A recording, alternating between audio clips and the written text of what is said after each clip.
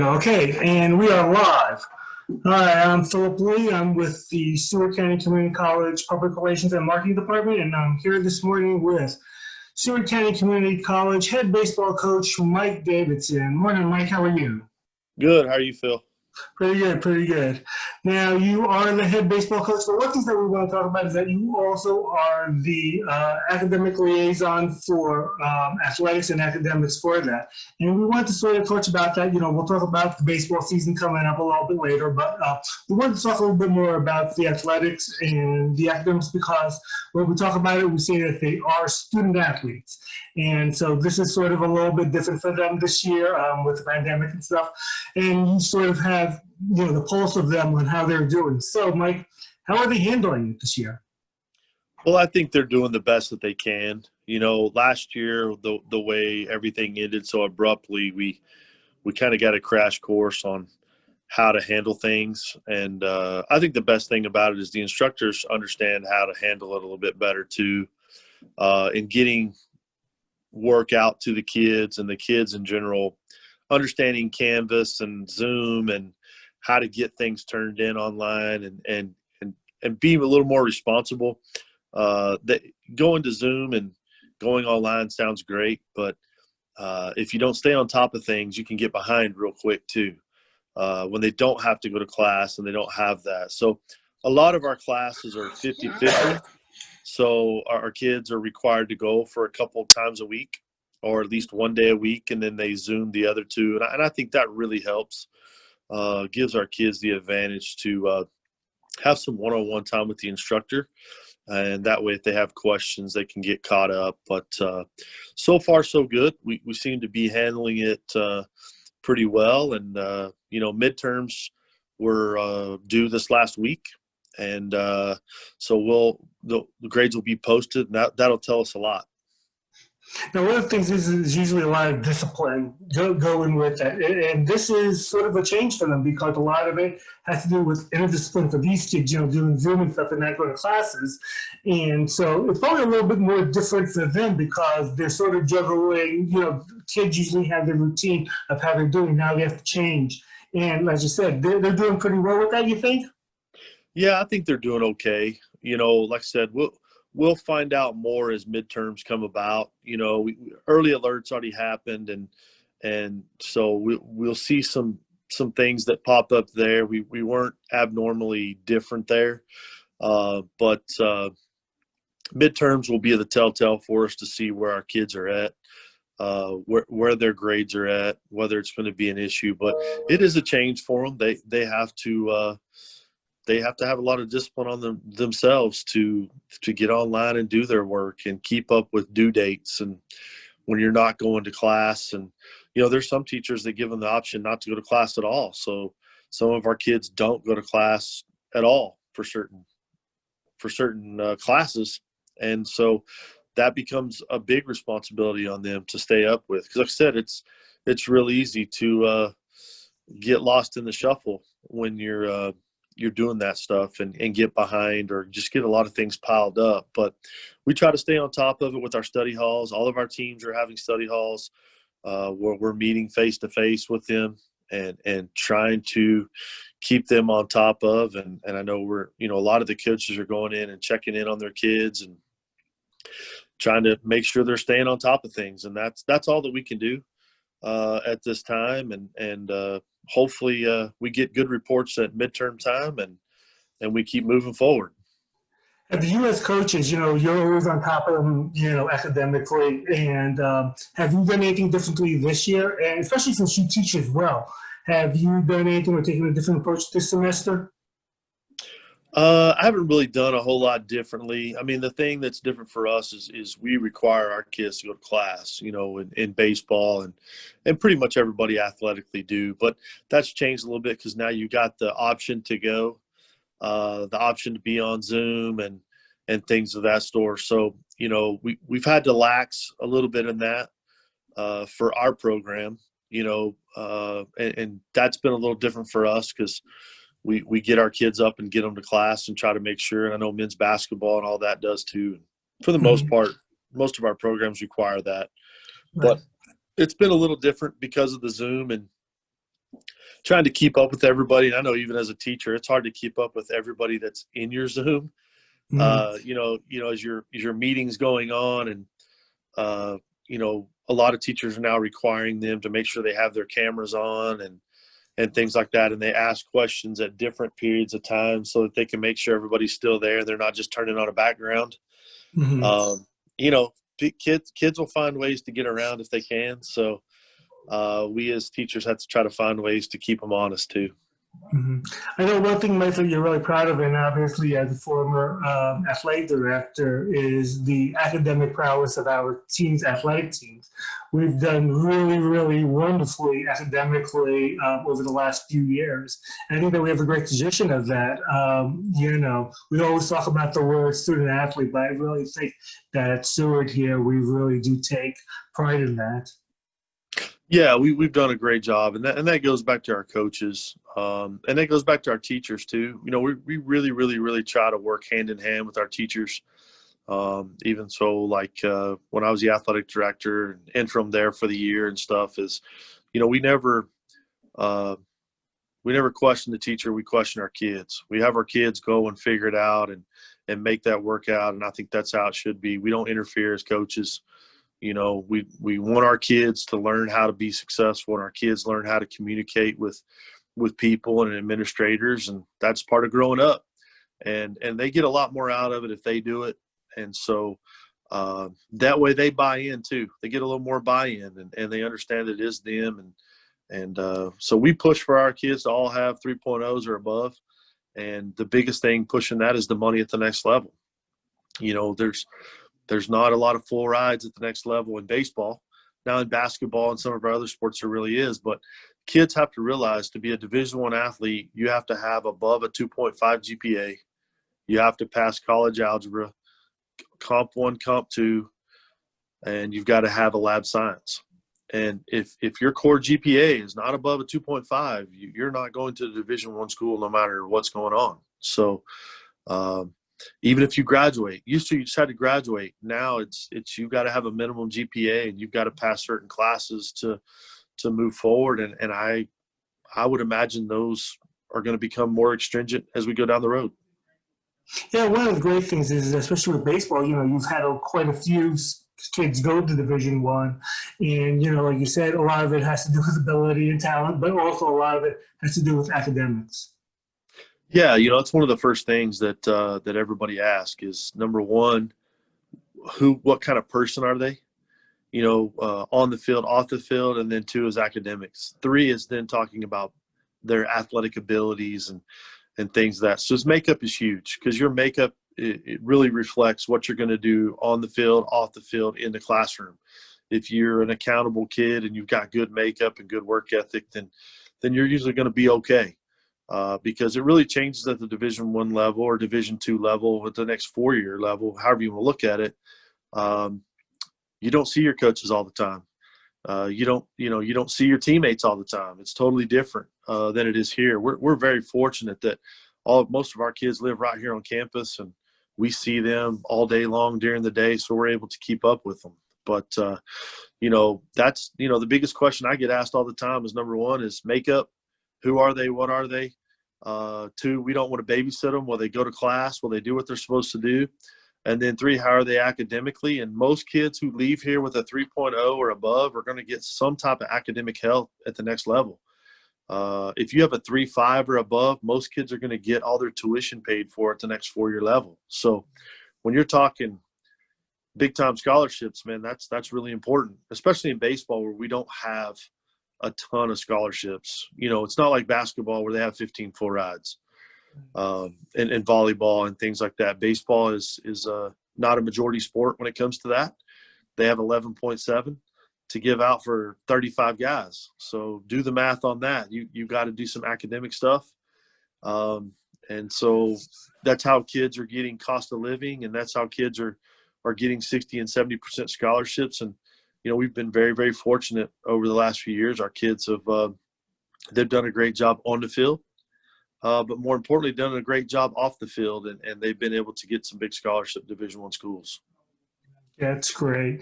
So let's talk a little bit about, now that we've talked off the field, let's talk a little bit on the field. It's been kind of, I would imagine that it's been kind of a crazy semester for you. Just everything, that coaching wise, recruiting, and then actually getting the players out over here, dealing with the restrictions and such. So how's it all been? It has been crazy. It's been something different, but just like we tell our kids all the time, you always got to adapt. Welcome to life. Just when you think you got it figured out, something's going to go wrong. Something crazy is going to happen. So we've adapted. We started out with limited practices early on, and really just doing 8 hours a week and stuff like that. And we've been very fortunate to move forward into full team practices and now inter squads. And knock on wood, we've stayed healthy, and that's a plus to our kids. They've made good decisions, which we constantly try to preach to them, is just know who you're around and who you're hanging with and what you're doing, because one guy could wipe out our whole program, Right. for 14 days. So you really, really have to think more of your team and not yourself. And so our kids have done a great job with it, and they've adapted, and we're getting ready to end up our fall here in a couple of weeks. And we've had a pretty good fall. And the only bad thing is we just don't have anything to measure it with. We usually play 20 dates against outside competition. So you go play Garden and you go play Dodge, and you kind of get a measuring stick on where you feel like you are. When you inter squad yourselves all the time, it's just hard to get that measuring stick. You see things getting better, but it would be nice to play some other teams, but we can't. So we adapt and we do what we can. How has that sort of been, the differences of playing each other every single day? Have they sort of gotten pretty bored of it? Yeah, they get a little bit. They get a little stagnant. We got to try to find ways to keep them motivated. There's days we play for things. Losers got to run some triangles or something, or like the World Series, we're gonna put a dinner on it. Winners are gonna get a special dinner, and the losers are gonna eat some hot dogs or something like that. So we're gonna come up with something to try to make it fun and try to keep it interesting and keep it going. And that's just something you have to do when you're seeing each other every day. Is it hard to evaluate the team when you play against other competition? Is it hard to evaluate? Harder to evaluate. No, I think it's easier to evaluate when we play other people, because you can look at your club and say, well, man, we don't have a guy that can do that, or boy, they have this, or boy, they do this really well and we don't do this really well, because other teams are going to exploit you. If they figure out, man, every time they hit a ball to left field, they can go first to third on you. Mm-hmm. They're going to do it all night long. Mm-hmm. Where sometimes it's been harder for you. It's been harder for you this semester to figure out what they're doing. Okay. Yeah, it's tougher because they get to know each other. Like, we see the same pitcher every week. Mm-hmm. So we get to know his tendencies. Now, for our pitchers, I think it's been a tougher fall for them because everybody gets to see him every week for 8 weeks. Mm-hmm. So they develop patterns, and so hitters start talking about it. Hey, remember, Al pitches breaking ball on this guy. Mm-hmm. Hey, he likes to pitch in a lot. Hey, he likes to do this. So they start taking things away from him. Mm-hmm. And I think it's been good because our pitchers have had to adjust and say, like, I love to throw the fastball in, but these guys all know I want to throw the fastball in, and they're cheating. So now I got to do something different. So on one part, I think it's helped our pitchers. On the other part, I think it's tougher to evaluate some of our hitters because they see the same guy all the time. But we'll see. I told them the other day, I don't know if some days if we pitch it really well, or we can't hit, or we can hit really well and we can't pitch. And it's kind of been back and forth. We haven't done one thing just outstanding every time we've gone out to scrimmage, but that's baseball, right? Hitting comes and goes. Right. Man, watch the games last night. It's 1-0, 1-1, all the way till the 9th inning, and all of a sudden they make a bullpen change, and 3 pitches later it's 2-1, 4-1, 5-1, and the game's over. Right. So that's baseball. Your bullpen and starting pitcher in your bullpen is how you win. Mm-hmm. And timely hitting. So it's been a good fall, though. It's been a good group. So we're excited to to see. Like I said, we wish we could get a couple of outings against some other teams or against somebody else just to kind of see where we're at. But we're not going to get afforded that opportunity. So we do the best we can with it. And hopefully the World Series will spark up some interest. Right. So do you think, on regular seasons, do you think that, where's your team at right now? Are you happy with where the team is, and how would it compare to past seasons? Like, are they behind just because they haven't faced regular competition? Are they doing pretty well? What do you think? I think we're kind of on course. We've brought in some better arms and stuff. So, our first 5 or 6 guys are pretty good. Our top 5 or 6 guys will have a chance to play Division I baseball as a pitcher. At what level of Division I we'll see. But they've got good enough arms and good enough stuff. And then we brought in a couple freshmen that have been up to 88 to 90 that gives you an opportunity to get better looks that you might not see. You might go play somebody else, and they may not have anybody that throws above 85, but they can really, really pitch. So, I think we've seen that a pretty good gamut of what it is. Again, I just think putting them in a different arena and making them compete against somebody else and have to get on the bus and ride 3 hours and play somebody, I can't supplement that. I can't get them ready to play that way. They have to figure that out, and sometimes just riding an hour is hard to get them ready to play. Right. So when we're right here at home all the time, it's a little bit different. But, it is what it is. We'll adapt and we'll overcome, and we'll be ready to play come springtime. One thing that I forgot to ask, I should have asked you earlier, is that team coming back, did you have a lot of returning sophomores coming back? And how did last semester, since you guys hardly played at all, how did that affect coming into this semester? They missed some time with our guys getting cut short. I mean, you definitely can tell we're still trying to catch up on some ABs and stuff. Pitching wise, it's okay. Most of these kids were able to get out in the summer and get some ABs and do some things. So that helped. We really tried to push for them to get out in the summer and play, do something as much as they could. And most of our kids were able to. So that helped on that part. But, we have 5 returners that were guys that could have moved on to a Division I school or Division II school or whatever, but decided to come back here because they were granted that year back just because of numbers. The places that were recruiting them, most of your Division I's right now have 50 kids or more, which is crazy. Usually they only are allowed to carry 35. Right. They're carrying 50. There's junior colleges out there right now that are carrying over 70. I don't know how they're doing it. And the crazy part is I don't know how it's going to affect the recruiting. That's what I'm really worried about. And the Division I is not announced yet if they're going to put roster limitations on. We don't know where the draft's going to be. Is the draft going to be 5 rounds again? If it is, it's going to log jam baseball big time.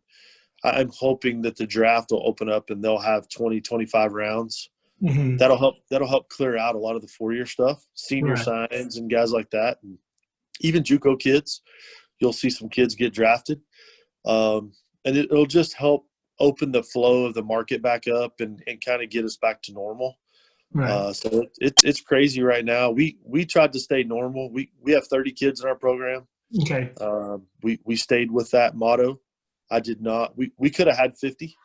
I didn't want to do that. I didn't think that was fair to the kids. I don't think that's fair to our kids that are here. I think we continue to do the same thing we're doing, and we're going to lose about half of our club. And probably 6 or 7 of these kids could return, but most of them are going to already have their degree. So if we find them a place to play, we're probably going to move them on and let them have 3 years at a 4-year school. Right. But that will be up to them at the end of the year. Right. So when you talk about recruiting for next year, we try to do the best that we can. You can't stop. I mean, it still happens, and we've had several kids in, and you know you need a middle infielder and you know you need pitching, and so you start signing those guys, and as you get closer to completing, we may have to back off and then sit down and have some conversation with some of our older kids to say, hey, where you at? Do you want to come back? Do you not want to come back? No, I'm for sure I want to move on. Or no, coach, I am open to coming back. So then we may have to slow our recruiting down at that point because I want to be loyal to our kids that are here too. Right, because they've made the commitment to come here. Yeah, they've committed to be here, and they've done things right. So I want to be good to them too on that part. So it's a little bit of a juggling act, but we'll figure it out. We'll work our way through it. And but no, recruiting doesn't stop, man. You have to keep going, and if you stop, then that's your lifeline. Your life will be over shortly if you do. Who are some of the kids that we should look out for next semester? Player-wise? Player-wise. Yeah, KP Werner is a returning sophomore that has really grown. He was a Division I football player and had some Division I football offers, and we talked him into coming to play baseball, and he just needed to play. And he's finally getting enough reps and stuff in and learning to do some things. He's got a couple of Division I offers now and a couple of Division IIs. So he will have a chance to be pretty good. Mason Martinez is a right-handed pitcher for us out of Amarillo, Texas, that's been up to 90, 91. Long, loose, whippy arm that he'll get a chance. And he was pretty big last year, right? I mean, you counted on him pretty much last year, and then obviously we didn't get a whole chance to see him a whole lot. Yeah. He was a kid that would have been on a lot of people's radar if we'd have played the whole season, but he only got one start, and then we got shut down. Right. He had a little bit of elbow tendonitis coming back after Christmas, so we held him the first weekend, and then he threw, and then actually he had two starts, and then he got shut down. So tough situation for all those guys. Sam Burbick is another kid. He's got a couple of offers, Division I and Division II right now. Sam was kind of our closer last year, but we're going to move him into the rotation probably this year, and he's done a really, really good job. He's pitched well this fall, done well. We've got a transfer out of Scottsdale, Braden Boivay, who's come in that's got a really, really good arm, but has a chance to get drafted on the mound. He's been up to 93. Just got to continue to keep getting better. He's very raw, but he's working every day to get better, and he's got a lot of pop in the bat. He's an easy swing, and the ball goes a long ways. And so he's been a great addition, plus just a great kid on top of that. Has fit in real well with our program after transferring in here and doing those things. So Wyatt Grant had a great summer with the Liberal BJs. He's kind of off to a rough start with us a little bit, but he'll get it figured out. He swung the bat really well for the BJs this summer and played well for them, and he's figuring that side of it out. So, there's 4 or 5 guys that will get some opportunities, and we'll see as the rest of us continue to grow. Dalton Day is a kid, as a freshman, who's impressed us early on. He's been up to 90, 91 at times. Still raw. He's got to throw more strikes at times. Right. Dylan Lopez is another kid that stepped up on the mound as a freshman. That's showed some promise to make an impact for us this fall. So we'll see as we go. Somebody will have a great fall and a bad spring, and somebody will have a bad fall and they'll be great in the spring. So it's all about adapting and moving on. Now, and speaking of the spring, let's talk about the spring season coming up. What do you expect schedule-wise? How are we looking? Is there still things up in the air? Well, right now we're all good to go. They're saying we're going to play. We had to cut 6 games out of our schedule. So we'll play a 50-game schedule, not 56, not including postseason play. So right now our schedule is really not set because we're trying to figure out we don't want to cancel a bunch of games early and we can play early. We don't want to cancel a bunch of games late because then they may say, well, we're going to start later because, who knows in this pandemic, they could come back after Christmas and say, well, you guys can't start until February 15th. Well, if that's the case, that would knock us out of 6 games. well, there's 6 games we need to get rid of. So we're all in that boat. Everybody's in that window. We've all talked. Everybody kind of understands what's going on. And again, we're just trying to make the best out of it. We're trying to stay positive, and hopefully after November and getting in December and all this, it'll calm down and we can get back to a little bit more normalcy. And I think we can do it with outside sports. We proved it all summer. The BJs played here all summer, had no issues, no infections, no nothing. And they played all summer, and they lived with host families in town and all that. It's just your kids have to make good choices, and we have to be aware of the consequences if we don't. Mm-hmm.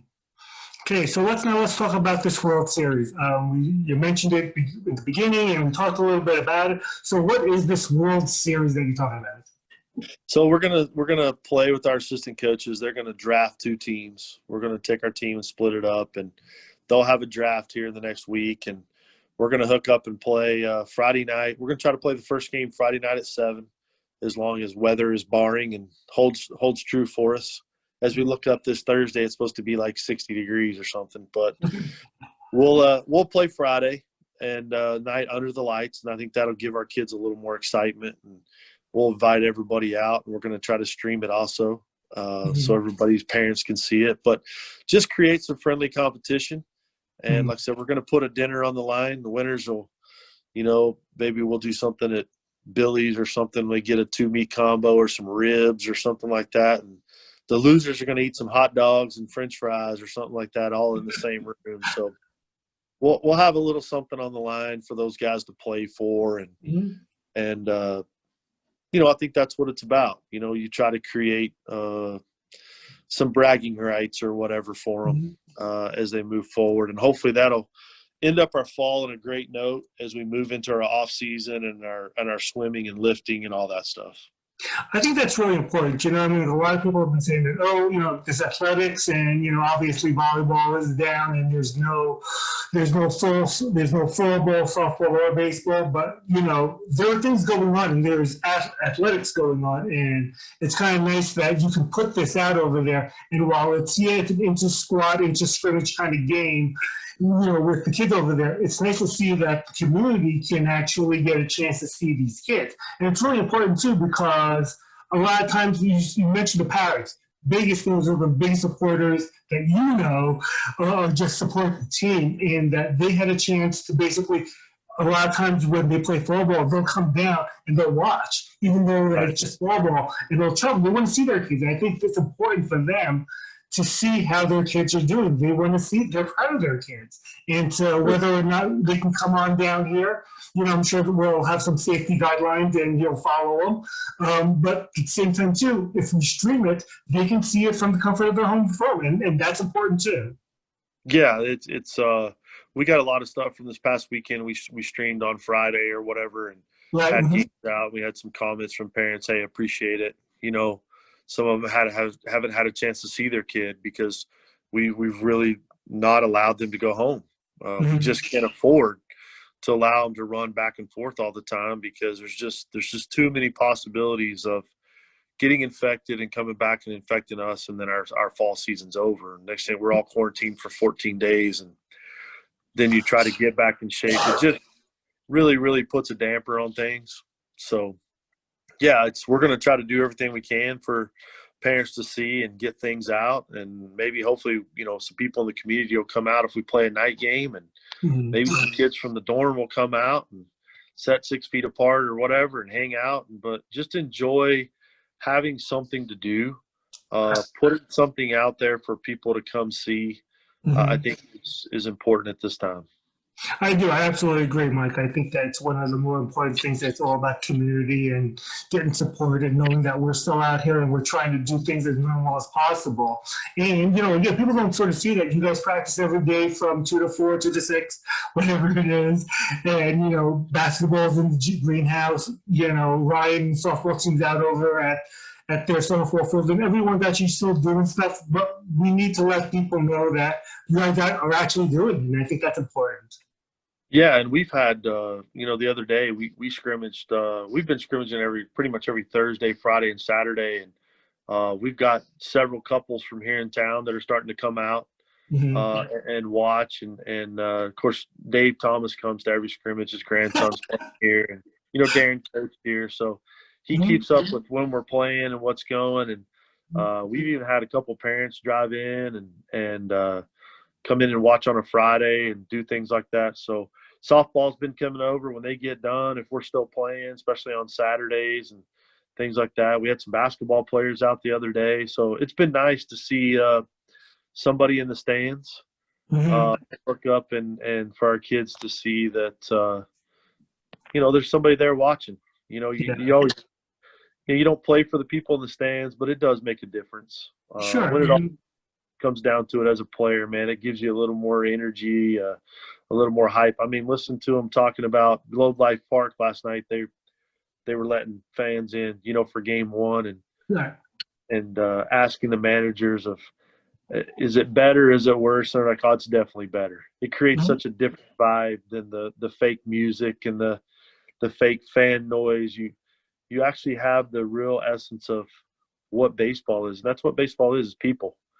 People and popcorns and hot dogs and people having conversations and cheering and booing and whatever. But, the greatest is people just cheering to watch good baseball. Whether you're winning. I think as a player, you feed off of that stuff. I mean, it's one of the things that you go out and you walk onto a diamond, and whether or not it's like,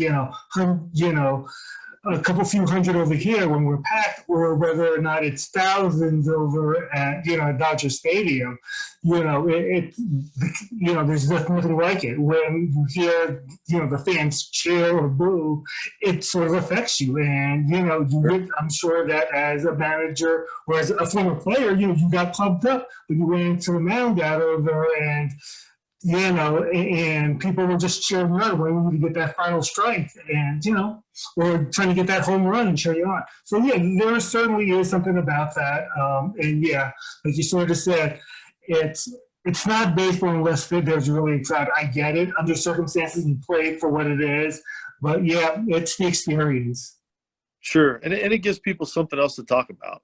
We don't have to talk about politics or COVID or this or that. It gives people a chance to talk about, hey, did you see KP Werner hit that home run? Or, hey, did you see AJ Tripp going around first and roll up in the, or just the goofy things or the crazy things that happen inside the game.